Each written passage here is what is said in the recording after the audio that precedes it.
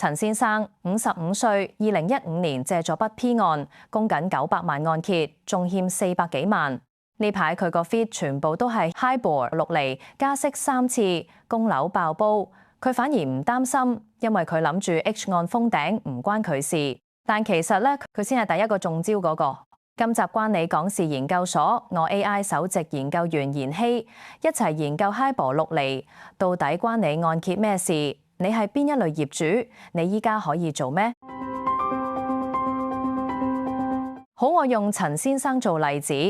陳先生55歲，中產，2015年買咗新界近港鐵嘅單位，900萬借咗按揭。當年佢揀 P 案 ，P 減 1.75，當時實際年息大概3.25厘。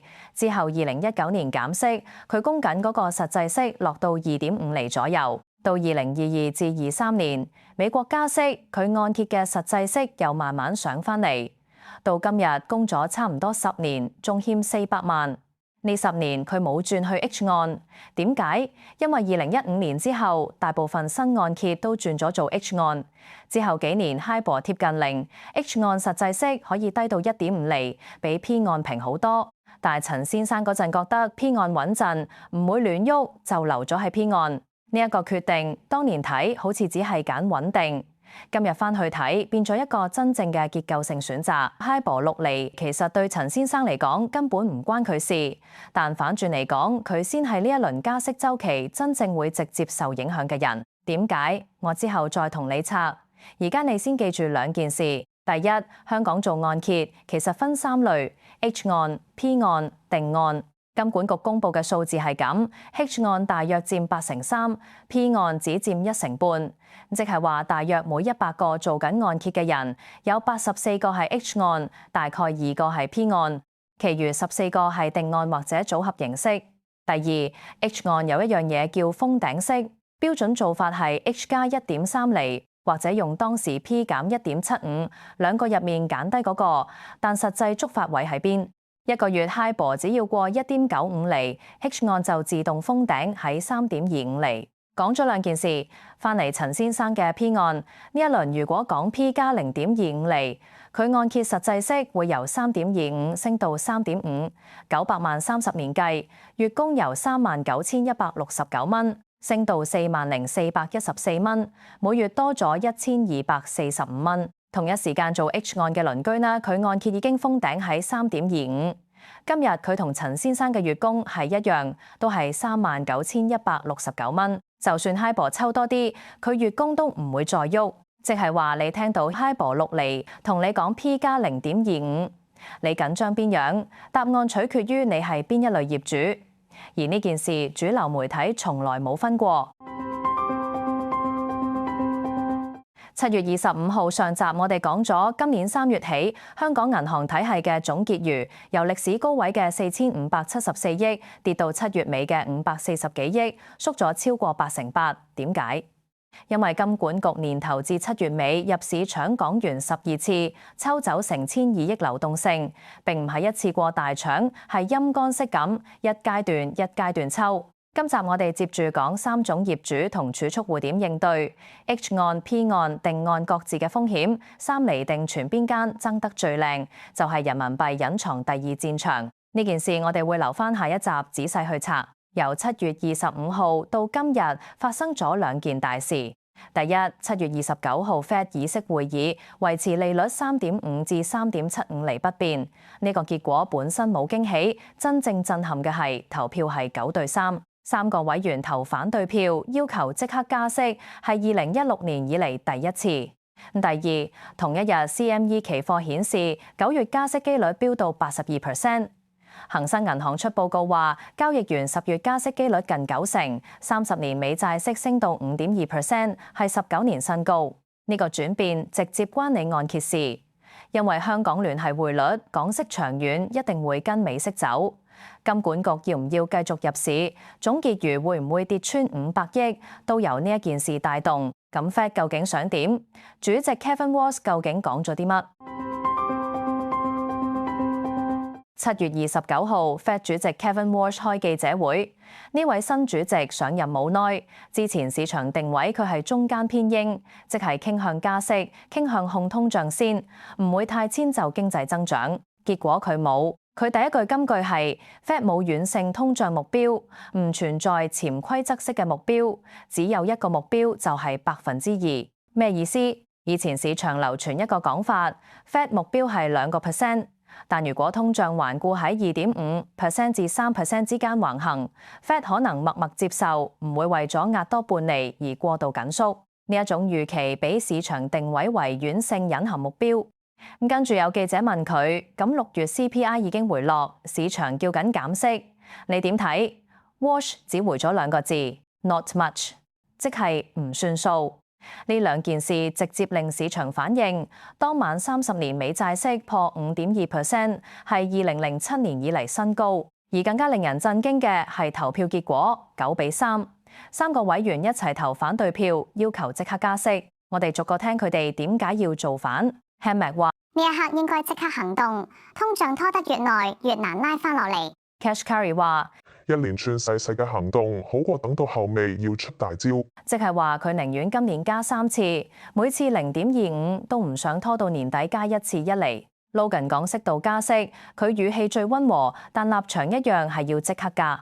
咁講到呢度，你可能會問，即係話 Fed 真係要加？根據市場預期，由7月15號嘅10.7% 抽到7月24號嘅38%， 7月29號之後 CME 9月機率82%， 恒生話10月機率近90%。咁 Fed 加，聯繫匯率下，港元利率點跟？主流講法係美息加3次，港息一定緊隨。呢個講法嚴格嚟講係錯㗎。好，拆穿時間到 ，HIBOR 6厘係美銀7月尾嘅報告估算，聽落好嚇人，但真相係 HIBOR 有好多種，你搞錯咗其中一種，就會俾個標題呃咗。香港銀行同業拆息，即係銀行同銀行之間互相借錢個利率，分成幾種：隔夜、1星期、1個月、3個月、6個月、12個月。美銀報告話 HIBOR 恐衝6厘，講嘅係邊個？隔夜。而你按揭跟嘅又係邊個？係1個月。隔夜 HIBOR 抽6%，只反映一件事：當日銀行體系流動性極緊，有銀行唔夠港元過夜，要出高息借。呢個係短期資金壓力信號，通常1-2日就翻落嚟。1個月 HIBOR 就唔同，反映嘅係銀行對未來1個月嘅資金成本預期，真正影響你按揭實際息。咁1個月 HIBOR 依家係幾多？7月23號1個月 HIBOR 見7個月新低 1.95 厘，跟住金管局第12次入市抽走流動性。7月28號升到 2.98 厘，7月29號回落到 2.69 厘，7月30號報 2.68 厘，以 2.68 厘為基準 ，H 按實際年利率係 H 加 1.3 厘，即係 3.98 厘。按揭係咪就係 3.98？唔係，因為 H 按有另一個機制叫封頂息，係 H 加 1.3 或者 P 減 1.75， 兩個入邊揀低嗰個。今日 P 5厘 ，P 減 1.75， 即係 3.25 厘，3.95同 3.25。H 按今日實際生效嘅係 3.25 厘，即係話1個月 HIBOR 只要過 1.95 厘 ，H 加 1.3 就會超過 3.25， 自動封頂。你按揭實際息鎖喺 3.25， 而1個月 HIBOR 今日 2.68 厘，早已經超過 1.95， 即係話 H 按已經封頂，你月供都唔會變，900萬30年，月供39,169蚊，而 P 按實際息 3.25 厘，月供都係39,169蚊。咁差別喺邊？喺下一步，如果 P 加 0.25， P 按業主月供即刻升到40,414蚊。呢批人就係我哋開場講嘅陳先生，佢個月供真係會加，但坊間所謂供樓爆煲，只要 P 加幅唔超過1厘，佢每月頂多供多5,000蚊，會爆煲嗎？唔會。但係加息週期實際受影響嘅人群係佢，唔係主流媒體形容嗰班 H 按大眾。有2個數值值得你要留意，數值1 1.95%。一個月 HIBOR 跌穿一個位，代表 H 按實際息會由封頂價3.25開始向下鬆，月供會慢慢減。數值以3.5%。如果一個月 HIBOR 抽到3.5，加翻1.3厘息差，實際息係4.8。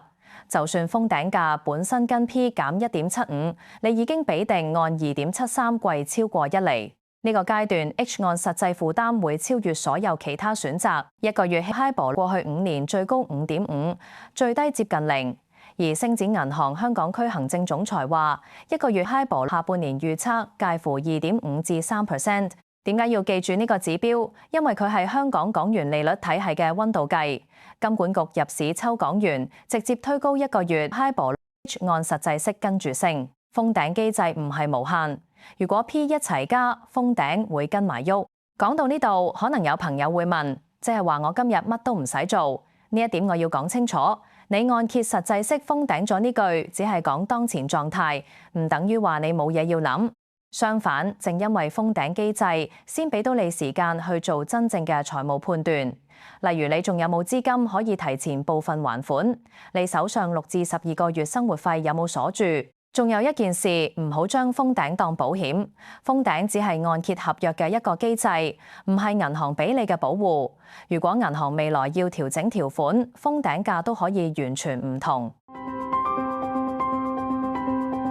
下集我哋會拆3件事。1P 幾時會跟美息，跟幾多？2、8月31號三大行定按2.73% 尾班車，係目前30日內唯一可以主動做嘅嘢。定按邊個底？點揀？上車客、換樓客、加按客、投資客，每個個案具體點計？3、人民幣隱藏第2戰場，11,346億人民幣存款，業務資金安排由2000億增至5000億。